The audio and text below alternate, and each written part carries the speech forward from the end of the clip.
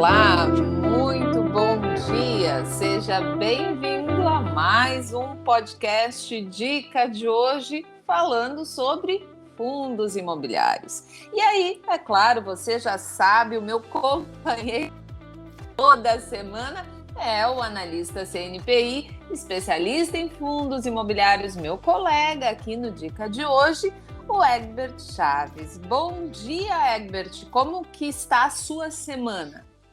Bom dia, Patrícia. Tudo bom? Bom dia a todo mundo que está ouvindo esse podcast. Vamos aí para a nossa quarta participação já no podcast. O pessoal está mandando mensagem, está gostando, está achando bem interessante essa nossa conversa. Está fluindo muito bem, né? Acho que está algo bem descontraído, não está um negócio muito técnico, nem muito sério. Então, o pessoal acho que acaba gostando mais, assim, quando o papo é mais fluido.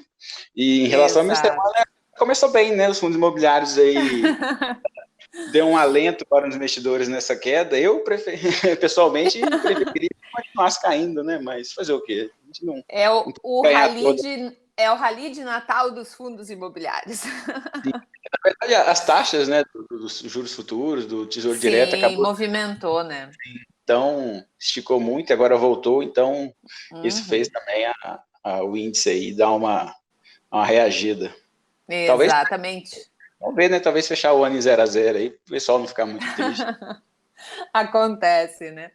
Mas vamos ser justos aqui. A maior parte, para que vocês saibam, dos feedbacks tem sido em relação a como o Egbert é simpático. Todo mundo te acha muito simpático, Egbert. Todo mundo te acha muito acessível, todo mundo te acha... Então, assim...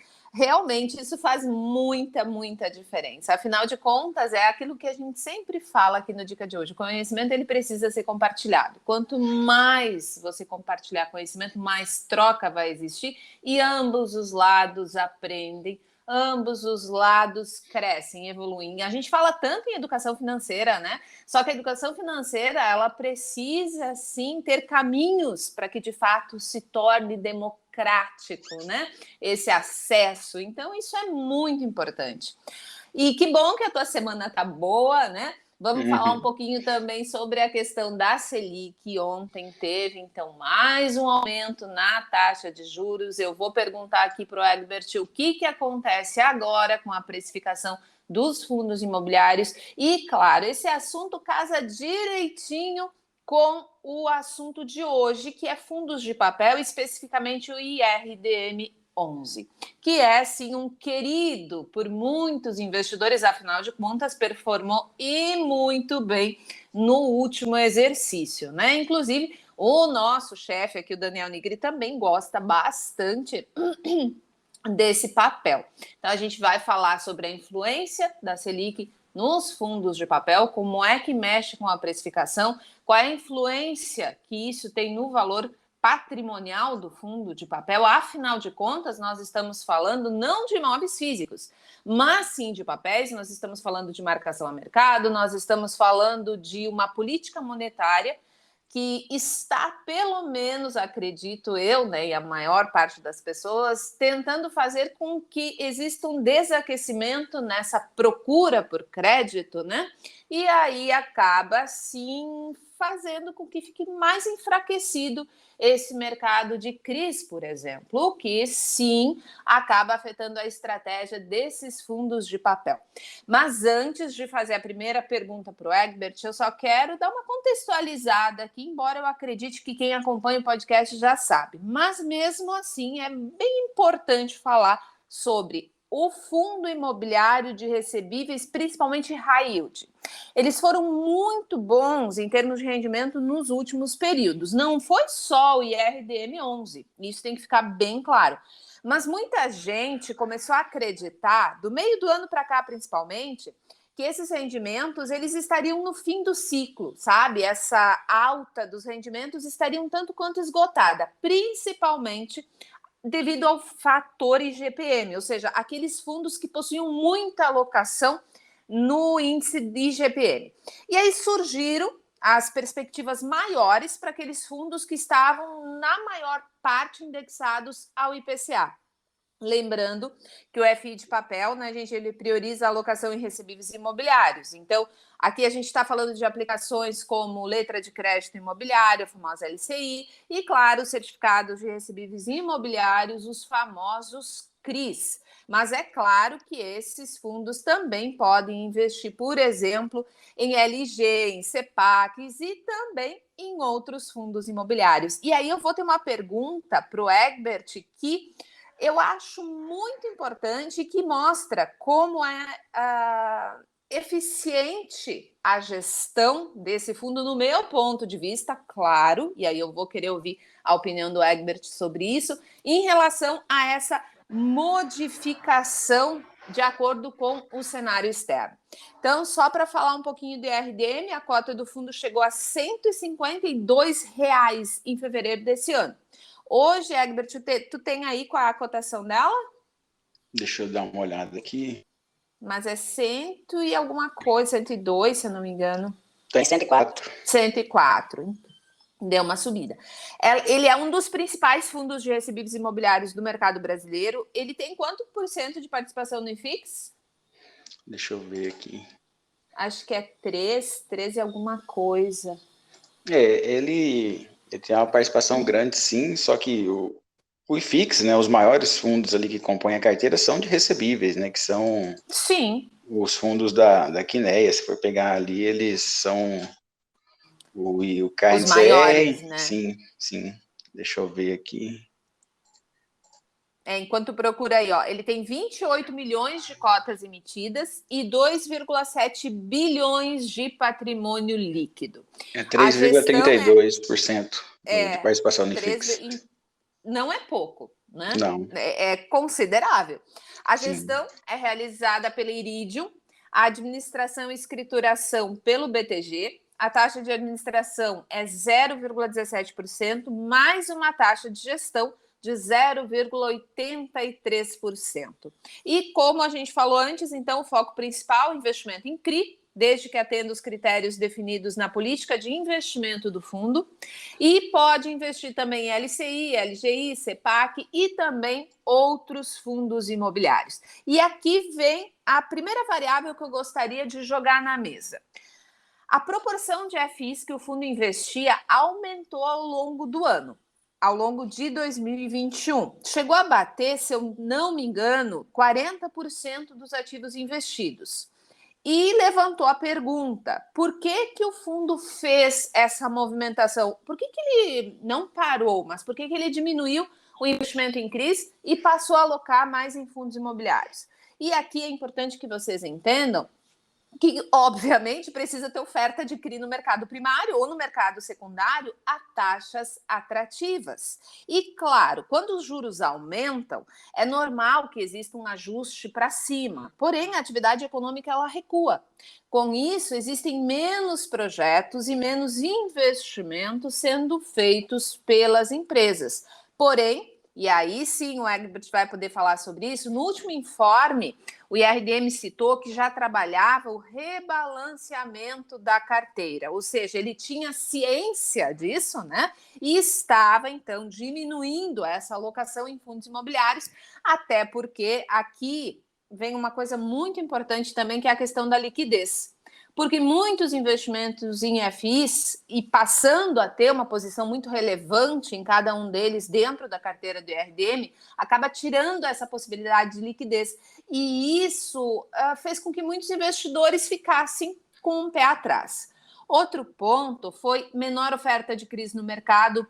E para um FI, o que afeta as taxas, né? Então, isso é sim um indicativo que necessita de análise, afinal de contas, diz respeito à projeção de rendimento futuro.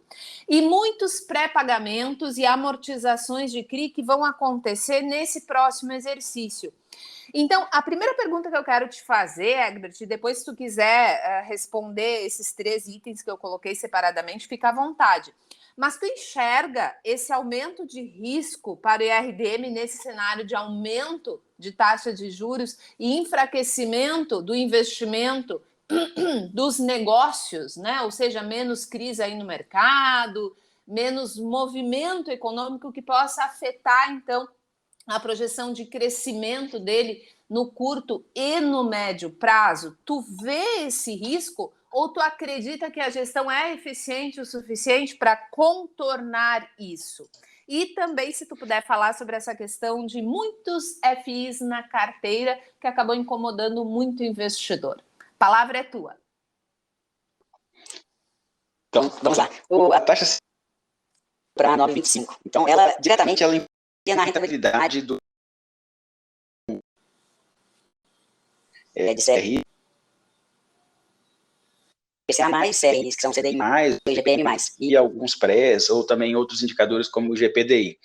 Então, diretamente, ela afeta na linha CDI+. Hoje, quando a gente olha para o relatório gerencial do Iridium, ele tem 13% do patrimônio atrelado ao CDI+, 5,03, ou seja, essa parcela do patrimônio vai render bruto os 9,25 ali da Selic, mais 5,03, né? A conta de padeiro. Então, sim, diretamente aí já dá 14,28. Então, houve ali um aumento, vai haver, né, nos próximos meses, um aumento na distribuição referente a essa parcela atrelada ao CDI. Inclusive, o relatório que vai sair nesse final de semana, a gente fala sobre um fundo também que é bastante atrelado ao CDI, diferentemente do Iridium. O Iridium só tem 13, é muito pouco essa parcela dentro dele, do portfólio, mas lá a gente fala de outros fundos que são bem atrelados ao CDI. Então, essa é uma forma que a Selic influencia diretamente no fundo, nos fundos imobiliários em geral, né? Então, o aumento é na veia. Aumentou, nos próximos meses vai render aquele CDI+. O aumento de juros, ele pode influenciar na marcação ao mercado, mas a gente está falando das taxas do Tesouro. Então, os CRIs estão marcados ao mercado, então quando você tem um aumento, alguns são marcados no secundário, né? Na mercado e outros na curva, na verdade. Os marcados na curva, eles têm influência direta. Você tem ali um CRI que foi emitido a IPCA mais 7. Então, e naquela época o IPCA no mesmo vencimento era IPCA mais 5. Então, uma diferença de 2. Essa diferença aí é marcada com a variação. Se a taxa de Tesouro foi IPCA mais 6, aquele CRI vai ter uma desvalorização, que seria IPCA mais 8, então o PU deveria cair. Essa é a influência do juros futuros nos fundos de recebíveis. Aumento da Selic como um todo, ele não é bom para a economia, né? Então, você tem as empresas que querem emitir um CRI, quando ele estava emitindo a CDI com 2%, um CDI mais 5 daria 7%. Hoje, um CDI 9, então já vai, CDI mais 2 vai para 11%. Então, as empresas pensam ali duas vezes antes de pegar algum empréstimo, e é isso mesmo que o Banco Central quer, né? Ele, com o aumento da Selic, é um instrumento para tirar a liquidez do mercado e segurar um pouco o crescimento, né? Não que a gente esteja crescendo muito, mas é uma forma. Mas, na verdade, as grandes indústrias continuam com acesso ao crédito porque elas têm um custo muito menor. Agora, tenta conversar com um empreendedor aí de pequeno e médio porte para ver se ele consegue crédito no Itaú, no Bradesco, no Banco do Brasil. Não vai conseguir. Se conseguir, as taxas são elevadíssimas. Então, existe esse desequilíbrio no sistema. Mas é claro que esses grandes fundos de papel, eles ganham dinheiro justamente em cima desses grandes empreendimentos, né? Isso é importante que seja dito.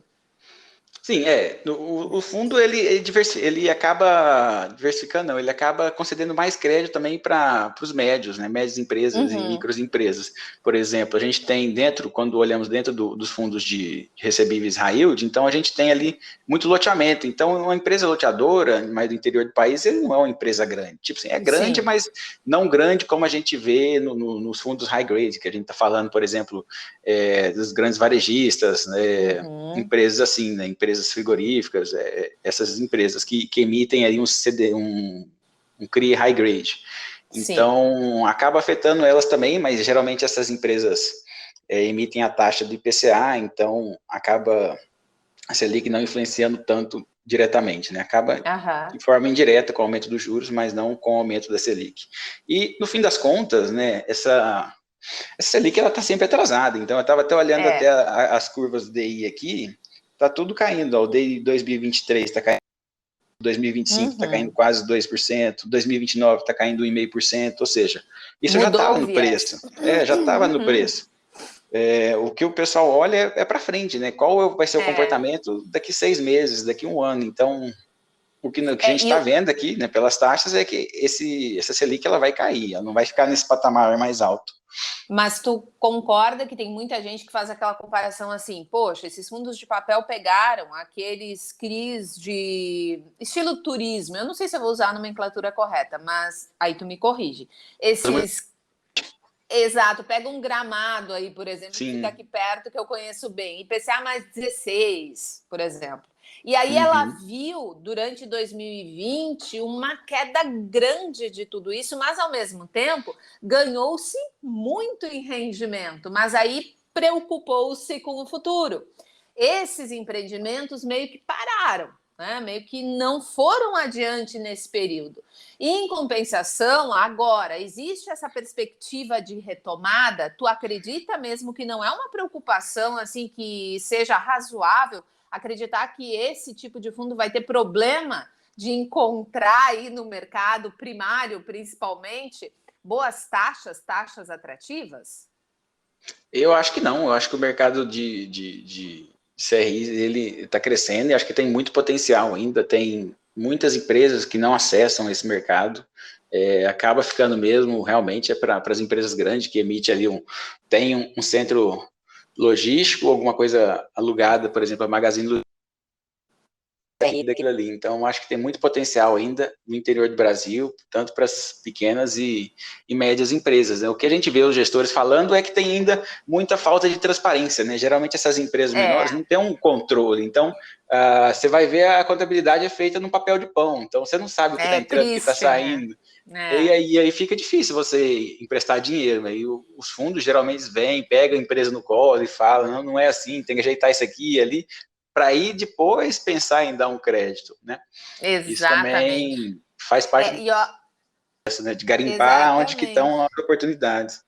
E olha que coincidência, nós falamos agora há pouco num grupo aqui da casa do Dica de hoje, falávamos sobre os FIPs de infraestrutura, e aí comentávamos nesse mesmo viés, assim, de como é importante tirar aquele estigma de era assim e não pode mudar, vai desse jeito, fica difícil de acessar esse mercado. Eu acho que tem muita evolução, né? Muita evolução que esses próprios fundos de papel vão conseguir daqui a alguns anos mudar e ter sim muito mais disponibilidade, né, para ajudar essas empresas a de fato construírem, e isso leva obviamente junto à economia, né?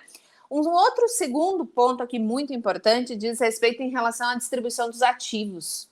E aí isso é uma coisa que eu gostaria que tu comentasse. No último informe fala em CRI em 58,38% e FIs em quase 30%. Então, deu uma diminuída ao longo do ano, mas ainda são 29,38% alocados em fundos imobiliários.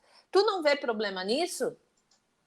Eu não vejo problema nisso. Eu acho que esse detalhe de ter uma parcela do patrimônio alocado em fundos se comportando exatamente como um FOF, comprando e vendendo e participando de emissões, eu acho que isso é que fez o Iridium cair no gosto da galera, realmente, porque com essa participação que ele tem em outros fundos imobiliários, ele consegue gerar ali um ganho de capital, né, na compra e na venda, participando de emissões que são restritas, né, emissões 476, que são restritas apenas a investidores.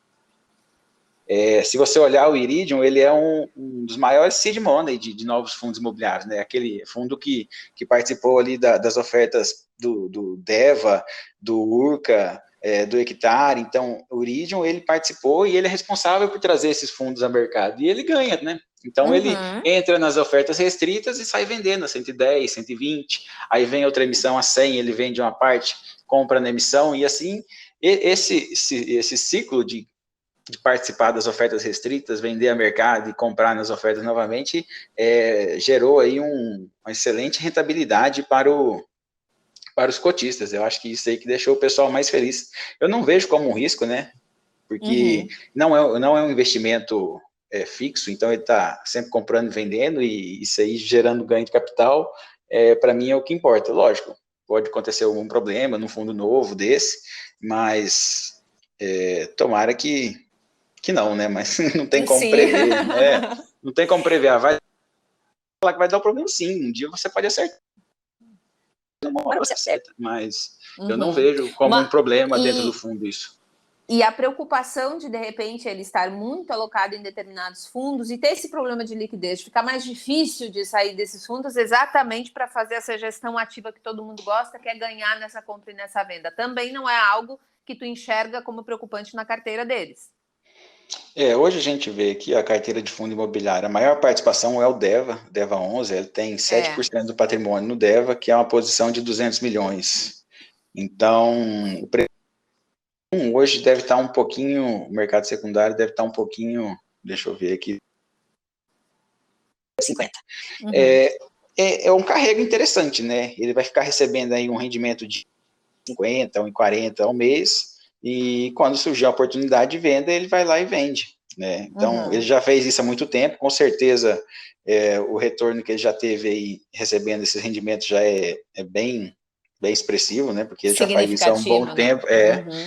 Então, é um risco, sim, né? Você está exposto, mas acaba que quando você está exposto a um fundo de recebível, você dilui o seu risco, né? Então, o Iridium, ele tem alguns fundos multipropriedade na carteira, mas não é muito grande a alocação. Então, acaba que você, destinando uma parcela do seu patrimônio em fundos que investem em fundos em CRIs high yield, você acaba diversificando o seu portfólio ainda mais, porque em vez de você ter 10% em alguns CRIs high yield, você tem 10% em um fundo que investe em vários outros CRIs high yield também. Isso é uma forma de diversificação, mas lógico, se der um problema no setor, todos os fundos serão afetados, né? O Iridium também não é o único que faz isso, mas ele faz, eu acho que e com um volume maior. E uma outra pergunta em relação a uma dúvida que é bastante frequente quando se fala de fundos de papel, que diz respeito à quantidade de emissões. Por que a emissão é importante para o fundo de papel e qual é a relação do trabalho, digamos assim, das emissões com a questão do valor patrimonial? E aí entra aquela segunda questão, todo mundo fala, não pague muito ágio em fundos de papel. De novo, são diferentes porque eles não são ativos tangíveis. Então, explica para o pessoal que está ouvindo a gente esses dois pontos. Tá, vou começar por essa parte do PVP. Então, tanto do fundo de fundo quanto de fundo de recebíveis, é muito importante você não pagar um ágio quando você vai comprar. Então, hoje ele deve estar com um PVP de 1,03, 1,03, por aí. Alguma coisa assim. Então, tá, se você pagar até 5% de ágio, para mim aceitável. É aceitável, não vai te matar. Agora, ágios como a gente viu antigamente, 30%, 40%, isso aí não faz sentido nenhum. Você está pagando praticamente 1,40 numa nota de R$1. Então, não faz sentido. Então, nessa época que o fundo negociava nesses valores, então fazia mais sentido você esperar a emissão, né? O fundo, ele emite aí praticamente 2 vezes, 3 vezes por ano. Hoje, ele deve estar fazendo a 11ª emissão de cotas, né? Um fundo novo de 2018, 2019, dá mais ou menos isso, 2, 3 emissões por ano. Então, compensa muito mais você esperar e participar da próxima emissão. Você exerce que você tem direito de preferência ali quando tem e espera a próxima emissão, né? Não faz sentido você comprar ágios muito grandes. E a segunda pergunta foi sobre as emissões, né? Eu sou a favor de emissão, eu vou até apanhar na rua agora, depois de dizer isso, né? O pessoal tá muito bravo com esses fundos que emitem, mas sim, eu sou a favor, porque é a única forma de um fundo imobiliário crescer. Se você pensar que a gente saiu de 2018 de 100 mil investidores para agora 1,5 milhão de investidores, se não tivesse emissão, imagina como que estavam as cotas, né? Sim. Cada um ia ter uma cota e pronto. Não ia ter cota para todo mundo. Então, a única forma do fundo imobiliário crescer é com emissão. Então, eu sou a favor da emissão, de uma forma geral. Mas nem toda emissão é boa. Então, tem que saber separar o joio do trigo. O fundo de recebível e o fundo de papel tem que emitir no VP, no mínimo. Então, é dali para cima. Já os fundos de tijolo, o VP ele é mais elástico, então depende muito de quando foi feito esse VP e qual é a expectativa dos novos imóveis, né, que vão entrar nesse portfólio. Se são imóveis que vão ajudar a melhorar o VP, melhorar a renda, melhorar a diversificação, melhorar a diversificação geográfica. Então, essa é uma emissão boa. É uma emissão 476, por exemplo, restrita só para os atuais investidores, ou é uma emissão 400, que vai trazer mais gente de fora? Então, eu acho que tudo isso tem que ser analisado, mas, no modo geral, sim, eu sou a favor das emissões em fundos imobiliários. Senão, cada um ia ter uma cota e pronto. E nada crescia, nada evoluía, exatamente. Sim, ia ficar igual os fundos monos que a gente tem, né? Eles acabam esquecidos, com poucos investidores, liquidez baixa, ninguém vende. Então, ele compra a cota ali e vira um negócio de colecionador, né? Ele coloca num quadro e pendura na parede. E isso é importante de dizer, porque assim, teve épocas que era muito bom. Por exemplo, assim, tu tinha um mono, alugava para a Petrobras, rendia horrores e estava tudo bem. A indústria então, nasceu assim, né? Mas ela evoluiu. Exato, mas evolui. Então, essa questão que o Egbert falou, por exemplo, do fundo de tijolos, é importantíssimo entender isso. Porque o fundo está investindo, por exemplo, num AAA, numa planta aí super moderna, ou com refrigeração, ou é um centro de distribuição que tem o piso certo, que tem a altura certa. Tudo isso é muito importante e atrai essas grandes empresas que precisam fazer essas locações para aumentar, para melhorar todo o processo logístico de produção, todo o processo logístico de distribuição, que isso influencia diretamente no custo da empresa. Agora, no fundo de papel, a gente está falando de CRI, a gente está falando, de fato, de um processo todo de securitização. Então, esse cuidado em relação ao valor patrimonial, ele acaba definindo, sim, qual vai ser a atuação, pelo menos no curto e no médio prazo, né, Egbert? Então, ter essa consciência de que pagar um ágio de 1,5, 1,6 em cima de um fundo de papel não é algo que deva ser feito. Esse é um ponto que precisa ficar muito claro, principalmente para quem começa agora, porque acaba olhando só o yield, né? Então, nossa, mas ele paga um yield gigante, então tudo bem eu pagar ágio. Não é assim que funciona. Então, o yield dele está em 1,31%, é isso? Ao mês? Exatamente. O último rendimento, hoje, dia 9, deve sair um novo rendimento. Hoje é a data com dele. Considerando 1,31% de dividend yield, considerando a cota dele a R$105 que tu tinha falado, né? Há um PVP ali de 1,05. Tu enxerga ele, claro que isso não é recomendação de compra, tá, gente? Mas tu enxerga ele como uma baita oportunidade, visto que tu acredita que o mercado não vai desaquecer em relação aos CRIs e que sim, ele vai ter um bom mercado aí para caçar boas taxas e bons CRIs para continuar rendendo bem? Sim, eu acho que hoje ele está num patamar interessante, né? Muito melhor do que no início do ano, que ele chegou a passar os R$150. Então, é óbvio que você não vai comprar toda a sua carteira em Iridium, você vai ter uma carteira diversificada, né? De fundos de recebíveis, mas hoje ele está num ponto muito interessante, aí, se você olhar nos últimos 12 meses até. E para deixar bem claro aqui, pelo site fis.com.br, eu estou vendo aqui agora, a valorização dele nos últimos 12 meses é negativa, então de quase 20%, 19,3%. E aí vai para a próxima pergunta, Egbert. Teve algum fundo de papel que sofreu menos, que desvalorizou menos durante esse período de 12 meses? Eu acho que dos fundos de papel, acho que o Habitat, HABT11, é o que sofreu menos. Ele deve estar negociando na faixa dos 105, então um pouquinho acima ainda do Iridium, mas talvez o Urca também, o RPR11, eu acho que sofreu menos, que são fundos que distribuem muito, né? Pegaram essa fase boa do IGP e do IPCA mais alto e eles acabaram distribuindo mais. O problema do investidor é esse, né? Ele pega ali só uma fotografia do momento e quer fazer todo o seu investimento de acordo com com um indicador de um mês apenas, né? Ele não avalia, não avalia mais nada praticamente. É só... Ou seja, a ideia de investir olhando só dividend yield, não, né? Não, com certeza não. Não, mas acontece, e a gente sabe que acontece bastante, né? Outro ponto importante é a distribuição por indexador que tu acabou de falar, né? Então o IGPM explodiu nos últimos 2 anos e eu nem vou aqui falar os motivos porque a gente já falou tantas vezes aqui no Dica de hoje que o pessoal já deve estar cansado de ouvir, né? As causas que fizeram o IGPM subir. Mas vamos lá.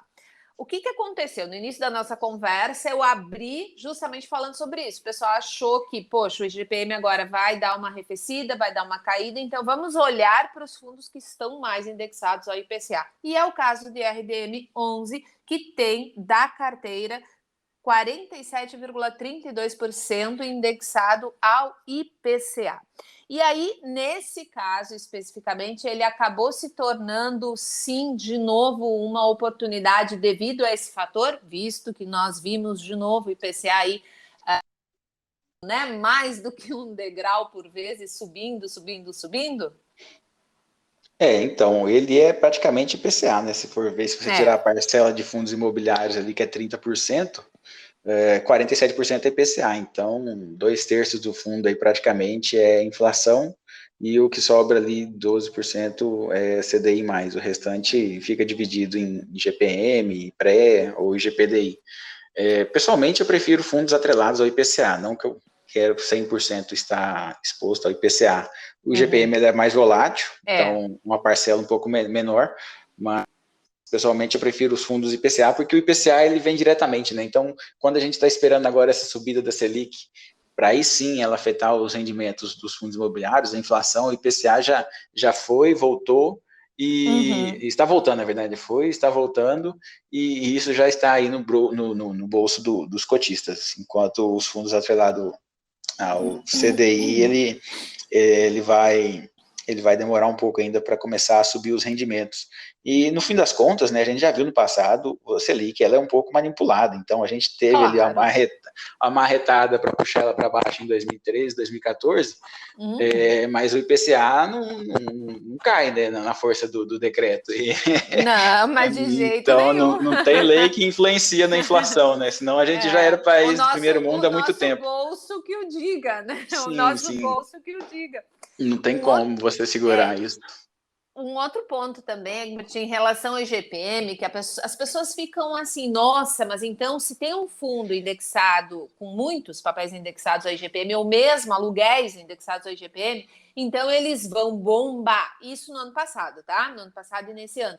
E aí se viu, obviamente, que ocorreram muitas revisões, na verdade. Né? Então, as pessoas não aceitaram aquele aumento de 30% do IGPM. Então, todo o aumento do índice, ele não necessariamente refletiu em todos os fundos imobiliários da mesma maneira, certo? Certo. O que a gente vê nos fundos de recebíveis que tem mais IGPM são aqueles que têm um lastro pulverizado. Então, ele tem uma multipropriedade, ele tem imóveis residenciais ali, um estoque, né, de alguma construtora. Então, esses aí são os recebíveis atrelados mais ao IGPM. O que aconteceu foi muitas renegociações, porque as construtoras, as loteadoras falaram, eu não consigo passar isso para o meu cliente, então se eu não consigo passar, eu não consigo te pagar. Então, teve sim algumas renegociações, né, os pré-pagamentos dos CRIs e alterações de indexadores para o IPCA. Não tem como, eu via muita gente feliz, o IGPM veio 4%, cara, isso não é nem um pouco bom, né, tipo assim, você não vai no mercado, você não faz compra, não tem como você... Em que mundo você vive, né? Da sua carteira de fundos imobiliários de IGPM, mas você perde 100% dos seus custos, então... Porque o dólar, petróleo, tudo isso afeta, né, diretamente, é 100%, não tem que falar, eu não consumo isso, não, você consome tudo, é lógico, energia, tá tudo ligado, então não é um negócio para se comemorar. Bola para frente, né? Exatamente. Então, tu diria que para quem está montando, e como isso eu acredito que tu já tenha falado, eu não sei onde eu te ouvi falar, mas foi em algum lugar, ou foi no YouTube, ou foi no relatório do Dica de hoje, eu não me recordo agora. Mas tanto tu quanto o Daniel são muito categóricos em dizer que sim, devido a esse desconto em grande parte dos fundos imobiliários, é um bom momento, né, para quem está começando a investir em fundos imobiliários, com devido cuidado de analisar, obviamente, individualmente, quais são os gatilhos, quais são os riscos, as fraquezas de cada um deles. Mas, considerando que, por mais que seja aceitável pagar esse ágio, o IRDM ainda tem um pequeno ágio, mas ele continua com uma boa projeção, continua com um bom dividend yield, ele tem uma gestão que o mercado gosta, certo? O mercado confia na gestão deles, né? Então, ele seria um dos fundos que seria, digamos assim, uma oportunidade para se ter em carteira para quem está iniciando? Sim, é um bom fundo para quem está iniciando dentro do segmento de recebíveis, né? Aí, a partir daí, o investidor tem que continuar montando a carteira, né? Colocar um de laje, porque apesar dessa alta nos últimos dias, o que a gente está vendo dos fundos imobiliários é uma excelente janela de compra. Tá falando isso nas monitorias, nos relatórios, do janela de compra, já tem, sei lá, 15 meses, 12 mais, uns 14. O IFIX está de lado praticamente desde abril de 2020, então ele caiu e subiu de lado. Então é nessa janela que o investidor de fundos imobiliários tem que focar, ele tem que pegar e comprar. Ele vai vender tudo e comprar tudo no imobiliário, mas ele tem que todos os meses, porque ele vai pegar nenhum toco e nenhum. Mas a gente está numa janela muito interessante. A gente tem fundos logísticos na carteira do de hoje que estão negociando a R$ 2.800 o metro quadrado. Isso está muito abaixo do valor. Ainda mais quando tu vai observar o tipo de imóveis que são. Sim, são todos imóveis. Aí é absurdo. Tudo raio 30 de São Paulo ou em localizações 15 de outras cidades. Então, tem aí realmente uma janela de oportunidade para o investidor. Mas é uma janela, então eu não estou falando aqui que ela vai se fechar mês que vem. Sim, ninguém sabe, não, né? Não tem bola de cristal. Se alguém te disser que sabe, tá mentindo. Sim, até me perguntaram no Telegram, tá barato? Eu falei, cara, não tem bola de cristal. Os fundos imobiliários em geral estão baratos. Tem que aproveitar. A segunda pergunta em relação a isso que eu quero te fazer é a seguinte: vale a pena ter mais de um fundo de papel na carteira ou não? Sim, porque os fundos imobiliários recebíveis hoje, eles são uma parcela muito grande dentro do IFIX, então eles representam de 30% a 30% do IFIX. Cresceu muito nos últimos anos. Várias gestoras. Então, a gente teve a dos né, de 2018 para cá. Esse segmento, eu acho que vale a pena sim ter um fundo de recebível. Então, ele pode a gente pegar um recebível mais high yield, ou, por exemplo, um mais high grade, ou pegar dois fundos ali que estejam middle risk, né, que ele não é nem 100% esses CRIs high grades, né, de grandes empresas, e também não é nem 100% esses CRIs pulverizados que a gente tem no mercado. Então, vai depender do perfil do investidor, sim. Aí agora, para terminar a nossa conversa, Herbert, eu vou fazer um jogo rápido contigo, tá? Se tu não quiser responder também, tá tudo bem. Só diz passo e não responde, tá? É um jogo rápido. Eu vou te fazer algumas perguntas e aí tu responde com o fundo. Se tu quiser dar uma justificativa, pode dar, senão não tem problema também. Então, vamos lá. Primeiro bate-volta aqui, Egbert. Qual é o melhor fundo de papel, na opinião do investidor? Não do analista CNPI, do investidor Egbert Chaves hoje. Para mim é o Iridium. Eu acho que o Iridium é o melhor hoje em dia. Qual é o fundo mais arriscado de papel que o Egbert vê hoje no mercado? Eu acho que o Tord, porque tem participações em equities diretamente. Qual é a melhor gestora de fundos de papel hoje? A Quineia, por ter essa participação tão grande no mercado, e eu acho que eles são muito competentes e uma gestão bem conservadora.